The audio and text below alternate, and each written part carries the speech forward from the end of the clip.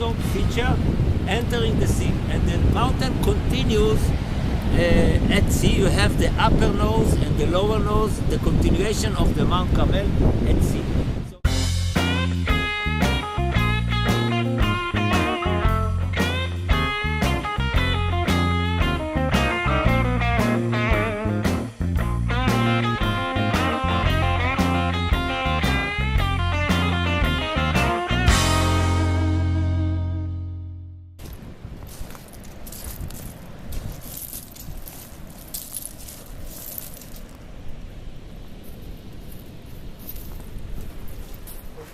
Most of the shells, we have two kinds of shells, basically 2 or 3 kinds of shells. We have the snails.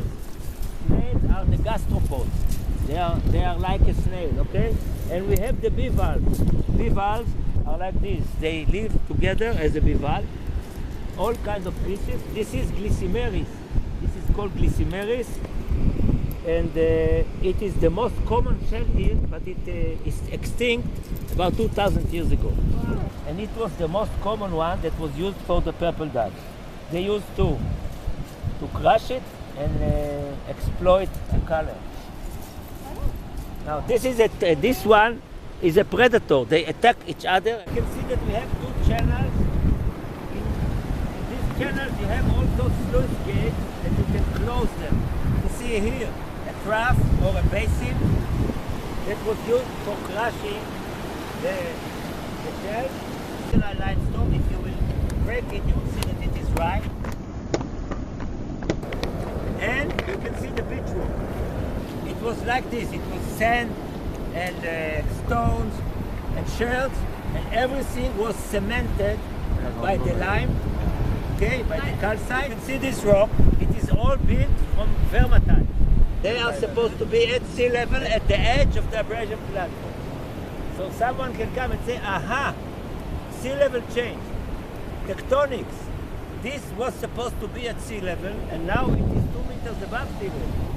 That means that there was a sea level change or tectonic. No, because this rock was thrown here by the waves of the storm. It was cut by humans, and this is the place where they used to put the rope around, and you used to throw the anchor of the rock here. פסיפס.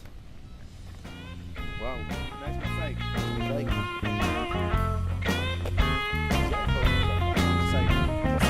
מסייק.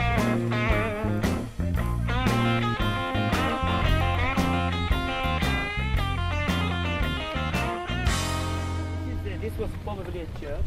Industrial installations over there, we made it very here. You see this column? This is marble. Whoa. Heavy, man. Fucking heavy.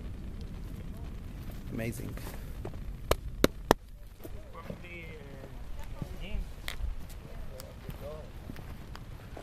now after the rain, it's very clear and very yeah. By the Nile to the delta of the Nile, and then along the Mediterranean coast with the long shore currents.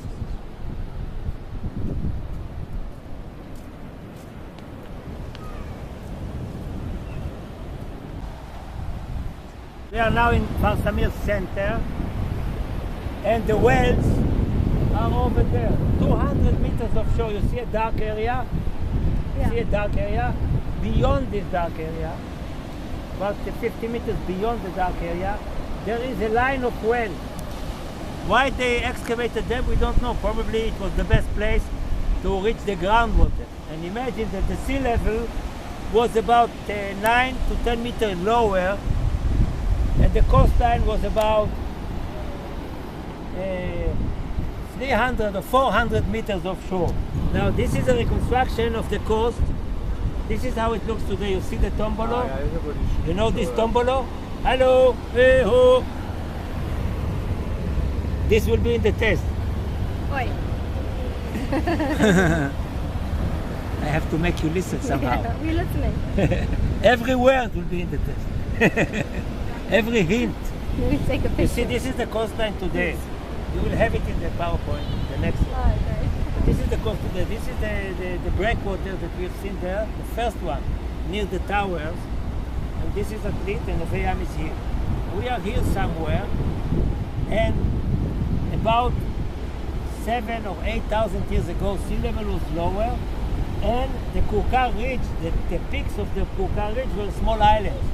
You can see the coastline was more to the west, a few hundred meters to the west, you see it, and the Kurkar Ridge, which is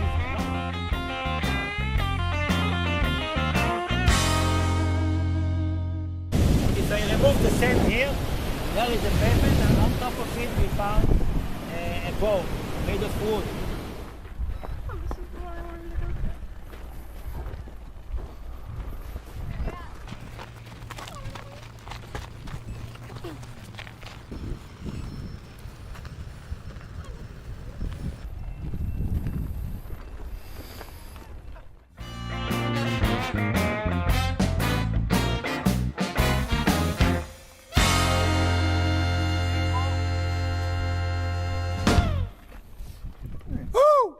Caves that we passed over there that were used by the Byzantines and the Romans, and later they were converted into stables by the Crusaders.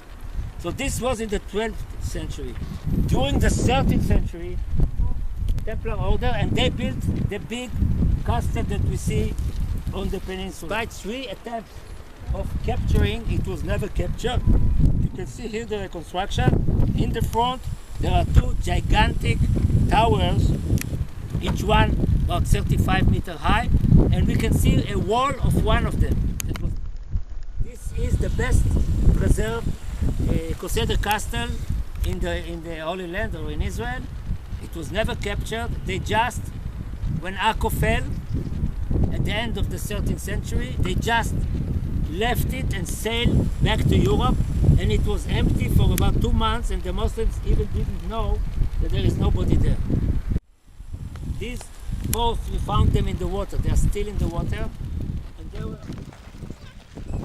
we were talking about preservation on Kfar Samir, but also here, as you can see, a lot of building activities taking place here in Atlit, and there was a plan to cover all the ridge with all the quarries with buildings, high buildings of 7 stories. And we had a struggle, a big struggle in Atlit, and we were able, after 20 years of struggle, we were able to preserve the summit of the ridge. So the building will be on the 2 slopes, but all the summit of the ridge will remain as a promenade. We're talking about archaeology, but there is always the struggles with the development, because there is a lot of demand for building. Land belongs to the state, and the state is selling it to make money in order to maintain the army and to maintain the government. And it is about, in many places, a lot of important landscapes and antiquities are destroyed on a daily basis because the demand for building and building and building. And the authorities, the Israel Antiquities Authority, the Nature Reserve Authority, the environmental authorities, they are not strong enough to prevent all these initiatives and all this destruction. So the main idea is that the people who live here, they have to do the struggle. They cannot trust the authorities to ensure that everything is preserved. And it's a long-lasting struggle. Isaac can tell you what happens in Achziv, but Achziv is only one small example. Anywhere you go, in Akko, in Haifa, in Atlit, in Caesarea, everywhere you go in Israel, there is a struggle of the local people who are trying to preserve the heritage, and the state of Israel trying to sell the land to constructors to build more and more and more and more. So this is an endless struggle, and we hope that in the future some of you will be able to help in this struggle, each one in his own backyard.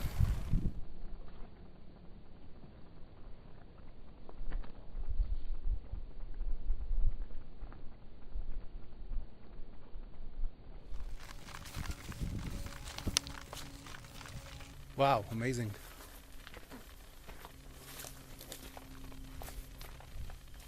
See the stables? It was excavated initially by Jones, the British, the father of Indiana Jones, the British archaeologist. the legend about Indiana Jones came from this story. He was a British archaeologist who excavated Atlit in 1930. He made the small excavations here, and he made this drawing, the reconstruction.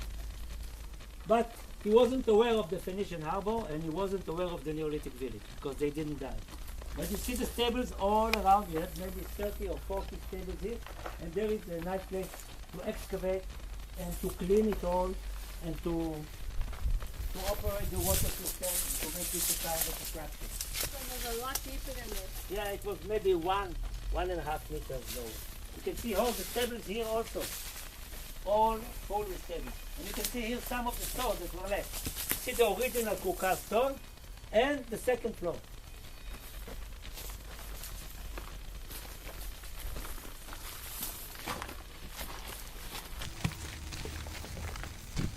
This is a part of the construction of the roof. We have a plan to make here an open museum.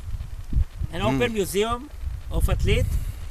Here children will sit and do some chipping flint artifacts. And here there will be an exhibition of cannons and anchors. And in this cistern, you see the concrete cistern built by the British in 1929 when they built Haifa. We want to turn it into a museum because it is an observatory, and inside 100 square meters of a very nice building. We will put some models of Atlit, finds, etc., etc. You can see the cross, and it was probably decorated with wood. And some of them were very poor.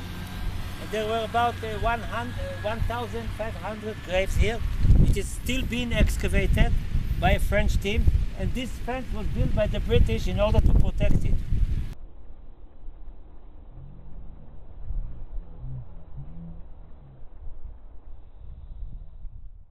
And the people building their nets, they take stones from the graves in order to put it on the net, to hold the net. And I come after the summer and put them back. Did you say it's Crusader? Crusader, original. Grave. Yeah. Now there are the Crusader graveyard is you see the erosion of the sea. Yeah. In heavy storms sometimes you see a road and you find Crusader bones on the beach. Wow. So we collect them and rebury them. And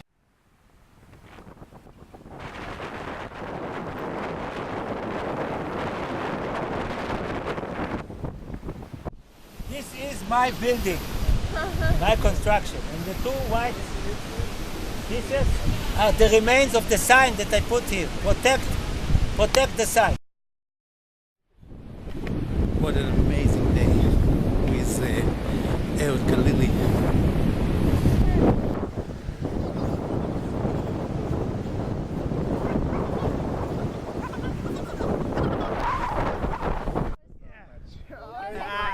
They can't see you. Now you go and take me. Okay. Ready, steady, good.